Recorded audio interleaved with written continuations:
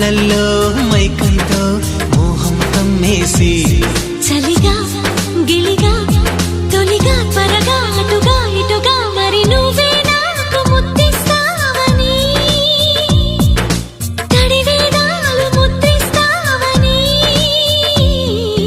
నమ్మడానికి ఎంత బాగుందో నీకోసం రెక్కల గుర్రం ఎక్కి వస్తానని పగడపు దీనికి నిన్నే నేను తీసుకెళ్తానని